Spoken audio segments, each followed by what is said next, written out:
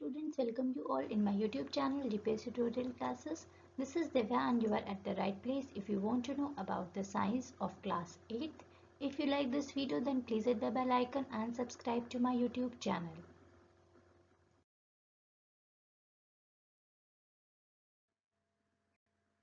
Class 8 में chapter number 9 जो हम लोग स्टडी कर रहे थे दैट वाज रिप्रोडक्शन, और लास्ट की क्लासेस में हमने फीमेल और मेल रिप्रोडक्टिव ऑर्गन के बारे में स्टडी किया था। उसी टॉपिक को आज हम कंटिन्यू करते हैं। बेसिकली हमने दो टाइप्स ऑफ रिप्रोडक्शन पढ़े थे, सेक्सुअल और एसेक्सुअल रिप्रोडक्शन। सेक्सुअल रिप्रोडक्शन में हमने मेल और फीमेल सेक्सुअल रिप्रोडक्टिव पार्ट्स के बारे में लास्ट की क्लास में स्टडी कर लिया था। उसी टॉपिक को आज हम कंटिन्यू करते हैं। आज हम स्टडी करेंगे fertilisation.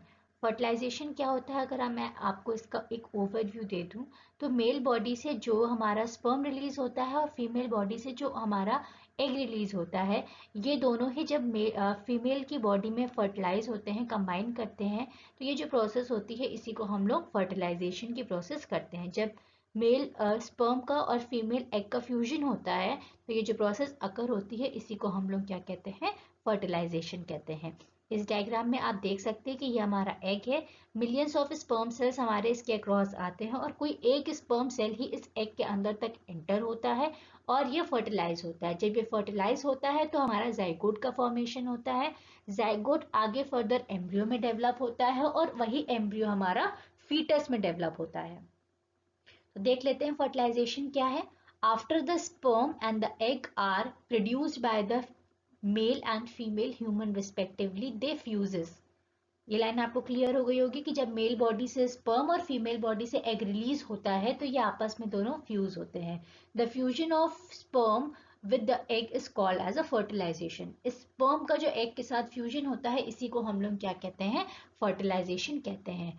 Fertilization takes place inside the female body and is therefore called as a internal fertilization. Fertilisation basically दो टाइप्स का होता है, इंटरनल और एक्सटर्नल। इंटरनल फर्टिलाइजेशन वो फर्टिलाइजेशन होता है जो फीमेल बॉडी के इनसाइड अकर करता है, और एक्सटर्नल फर्टिलाइजेशन वो फर्टिलाइजेशन होता है जो आउटसाइड द बॉडी अकर करता है।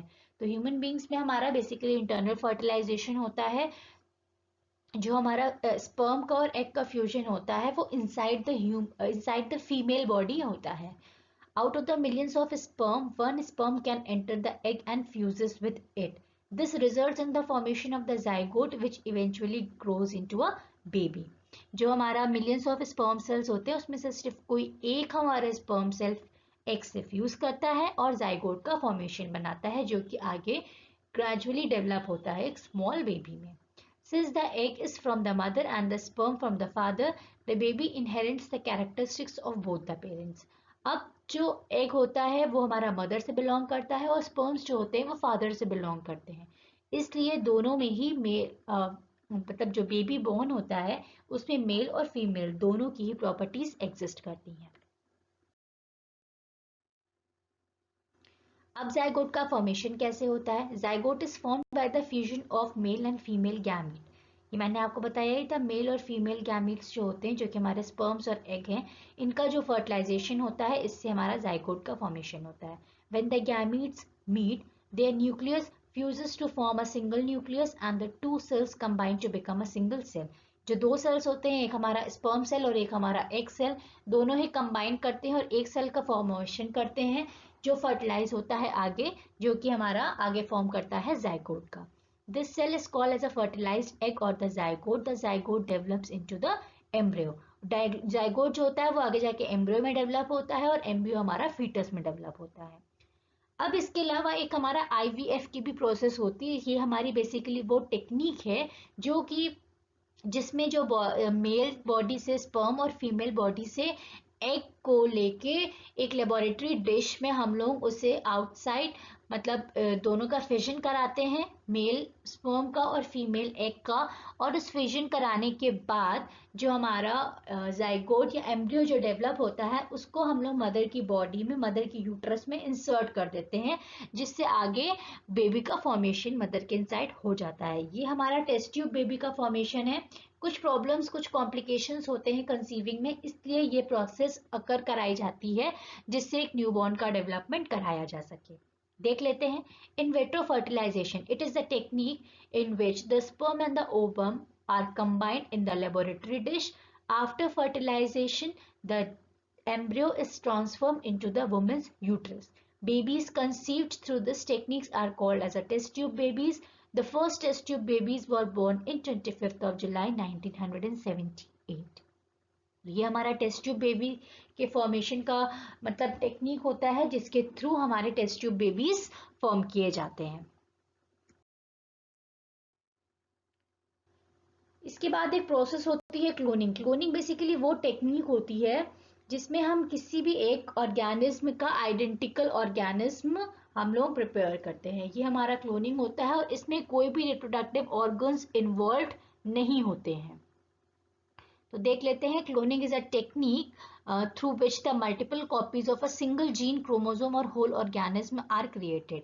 किसी एक ऑर्गेनिज्म का हम लोग नंबर ऑफ मल्टीपल कॉपीज जो क्रिएट करते हैं वो हमारे क्लोनिंग का प्रोसेस होता है और इसमें कोई भी हमारे रिप्रोडक्टिव ऑर्गन्स इन्वॉल्व नहीं होते हैं. The process of reproductive cloning technique can produce an animal that is exactly similar to the mother animal without going through the normal reproductive process. इसमें हम लोग कोई भी एक मदर ऑर्गेनिज्म है उसका आइडेंटिकल बिल्कुल हम लोग क्रिएट कर सकते हैं और इसमें कोई भी रिप्रोडक्टिव प्रोसेस इन्वॉल्व नहीं होती है. जो हमारी ये टेक्नोलॉजी है ये हमारा रॉसलिन इंस्टीट्यूट है स्कॉटलैंड में, यहाँ पे फर्स्ट टाइम अकर कराई गई थी जिसमें डॉली जो एक शीप थी इसका आइडेंटिकल मतलब बनाया गया था जो हमारा क्लोनिंग की प्रोसेस के थ्रू अकर कराया गया था. देख सकते हैं आप, ये डायग्राम में बना हुआ है. अब हम लोग देख लेते हैं फर्टिलाइजेशन. दो टाइप्स के फर्टिलाइजेशन होते हैं, मैंने आपको बताया ही है, internal fertilisation and external fertilisation. The process of fertilization which takes place inside the female body is called as a internal fertilization. जो फर्टिलाइजेशन फीमेल के बॉडी के अंदर होता है उसे हम इंटरनल फर्टिलाइजेशन बोलते हैं और ये हमारा ह्यूमन बींग्स में होता है, एनिमल्स में जैसे डॉग्स हो गए, कैट्स हो गया, एलिफेंट्स हो गए, काउज हो गई, टाइगर्स हो गए, हेंस हो गए, इन सब में हमारा इंटरनल फर्टिलाइजेशन होता है.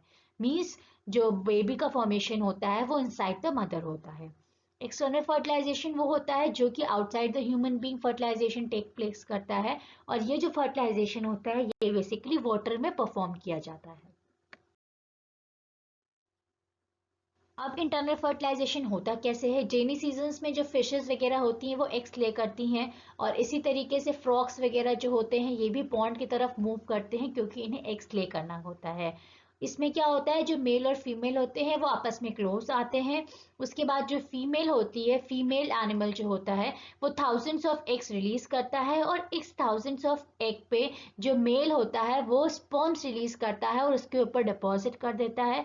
इसके बाद इसमें फर्टिलाइजेशन की प्रोसेस अकर करती है और ये जो फर्टिलाइजेशन होता है वो आउटसाइड द बॉडी होता है.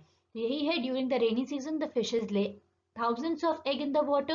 Similarly, frogs move to the ponds and when the male and the female come closer, the female release thousands of eggs in the water. जो फीमेल है वो thousands of eggs पानी के अंदर release करती है. As the eggs gets deposited and the male deposit sperm over them. और उसके बाद जो मेल का स्पर्म है वो उस एग्स के ऊपर डिपॉजिट होता जाता है जो कि आउटसाइड द फीमेल बॉडी होता है. The contact of the sperm and the eggs lead to the fertilization. और इन दोनों के कांटेक्ट से फर्टिलाइजेशन की प्रोसेस अकर होती है. ये एक्सटर्नल फर्टिलाइजेशन जो होता है ये एक्वेटिक एनिमल्स में देखा जाता है जैसे फिश हो गया, फ्रॉग हो गया, टोड्स हो गया और स्टारफिश हो गई. यहाँ पे हमारा एक्सटर्नल फर्टिलाइजेशन देखा जाता है. इसके बाद हमारा आता है डेवलपमेंट ऑफ एम्ब्रियो. एम्ब्रियो किस तरीके से डेवलप होता है. During the development of the embryo from the oviduct to the uterus get attach to the wall. Embryo जो होता है ओविडक्ट से आता है यूट्रस तक और यहाँ पे अटैच हो जाता है इसके वॉल्स में. द फर्टिलाइज्ड एग या तो जो हमारा जाइगोट होता है वो कंप्लीटली रिपीटेडली डिवाइड होता है और एम्ब्रियो का फॉर्मेशन होता है. जैसे ही हमारा एम्ब्रियो का फॉर्मेशन होता है तो यहाँ पे एक स्ट्रक्चर डेवलप हो जाता है जिसको हम लोग प्लेसेंटा कहते हैं. Placenta grow at the place where the developing embryo fix to the uterus wall. और जो ये प्लेसेंटा होता है ये हमारा इस यूट्रस वॉल से मतलब जो यूट्रस हमारा होता है इसके वॉल से जो हमारा ये न्यू बॉर्न है ये डेवलप हो जाता है और जो प्लेसेंटा होता है ये इससे अटैच्ड होता है। प्लेसेंटा बेसिकली वो ऑर्गन होता है जो कि मदर और जो न्यू बॉर्न है उसको आपस में कांटेक्ट में रहता है। इसी के थ्रू आगे जो जितना भी फूड वगैरह हो गया, न्यूट्रिएंट्स वगैरह हो गया, मदर से बेबी तक इसी प्लेसेंटा के थ्रू पहुंचते हैं। The new structure called as a placenta grows at the place where the developing embryo fixes at the uterus wall. This wall of the cells that starts forming grows which further divides into the tissues. और इसमें जो placenta के through जो भी हमारा zygote का formation होता है ये आगे फर्दर टिश्यूज में डिवाइड होता है और टिश्यूज में से आगे ये फर्दर ऑर्गन्स में डिवाइड हो जाता है। जब ऑर्गन्स में डिवाइड हो जाता है तो वो जो स्मॉल बेबी होता है उसके हैंड्स हो गए, आईज हो गई, फेस हो गया, लेग्स हो गया, ये सब डेवलप होना स्टार्ट कर देते हैं। By the 8th week of all the major organs such as hands, legs, head, eyes, ears, etc. are formed into the embryo. इस एम्ब्रियो में 8 हफ्तों के बाद जितने भी ऑर्गन्स होते हैं ये सब डेवलप होना स्टार्ट हो जाते हैं। The embryo at this stage when most of the body parts can be identical is called as a fetus. उस स्टेज पे जब ये एम्ब्रियो में डिफरेंट पार्ट्स जो हैं वो बॉडी के स्टार्ट हो जाते हैं डेवलप होना, तो उस स्टेज को हम लोग उस टाइम पे उस एम्ब्रियो को हम लोग क्या कहते हैं, फीटस कहते हैं। By the 16th week all the organs are formed and the mother starts feeling the kick of the fetus after about 16 weeks. 16 हफ्तों के बाद जो ऑर्गन्स होते हैं वो इस तरीके से डेवलप हो जाते हैं कि जो मदर होती है वो जो बॉडी जो स्मॉल बेबी है उसके जो मूवमेंट को है उसको वो फील कर सकती है, उसको वो रियलाइज कर सकती है कि बॉडी में किस तरीके से उसके अंदर जो बेबी डेवलप हो रहा है उसका मूवमेंट जो हो रहा है वो इजिली फील कर सकती है। After the 36th week of the development the foetus is ready to be born. और 36 वीक्स के बाद जो फीटस होता है वो बॉर्न होने के लिए पूरी तरीके से रेडी हो जाता है। When the process of development of the fetus is complete, then the mother gives birth to the baby. और जब फीटस का पूरी तरीके से डेवलपमेंट हो जाता है तो उस स्टेज पे मदर जो है वो कंप्लीटली रेडी हो जाती है एक न्यू बॉर्न को बर्थ देकर देने के लिए। अब आता है हमारा determination of sex of the baby. अब जो बेबी डेवलप हुआ वो मेल है कि फीमेल है ये किस चीज़ के ऊपर डिपेंड करता है। तो सबसे पहले मैं आपको बता देना चाहती हूँ कि कोई भी बेबी जो डेवलप होता है वो मेल होगा कि फीमेल होगा ये कम्प्लीटली फादर पे डिपेंडेंट होता है। क्योंकि टोटल हमारे ह्यूमन बॉडी में 23 पेयर्स ऑफ क्रोमोसोम्स होते हैं, उसमें से जो 23rd पेयर होता है वो सेक्स क्रोमोसोम्स होता है। सेक्स क्रोमोसोम क्या होता है, फीमेल में जो होता है वो एक्स क्रोमोसोम्स होते हैं, इसमें सिर्फ एक्स क्रोमोसोम पाया जाता है। पर जो मेल होता है उसमें जो 2 क्रोमोसोम होते हैं वो हमारा एक्स और वाई होता है। तो मेल बॉडी में जो ह्यूमन बीइंग है उसमें जो फीमेल है उसमें सिर्फ एक क्रोमोसोम होता है एक्स, पर जो मेल वाला पार्ट होता है उसमें एक्स और वाई दोनों ही होता है। तो अगर मेल वाला वाई एक्स से कंबाइन करता है तो उस केस में बॉय का फॉर्मेशन होता है, और अगर मेल का एक्स फीमेल के एक्स से कंबाइन करता है तो उस केस में गर्ल का फॉर्मेशन होता है। मीन्स जो बेबी चाइल्ड है वो गर्ल होगा कि बॉय होगा ये कंप्लीटली फादर पे डिपेंडेंट होता है। अगर फादर का एक्स कंबाइन करता है मदर की एक्स से तो गर्ल का फॉर्मेशन होगा, और अगर फादर का वाई मदर के एक्स से कंबाइन करता है तो वो बॉय होगा। तो ये चीज जो आज पहले के जमाने में मतलब कही जाती थी कि that mother is responsible for giving the girl birth, तो ये कंप्लीटली गलत है। गर्ल के बर्थ में या बॉय के बर्थ में कंप्लीटली फादर रिस्पॉन्सिबल होता है, क्योंकि ये फादर के क्रोमोसोम्स पे डिपेंड करता है, क्योंकि उनके पास 2 क्रोमोसोम्स होते हैं एक्स और वाई दोनों, पर मदर के पास सिर्फ एक ही क्रोमोसोम होता है दैट इज एक्स।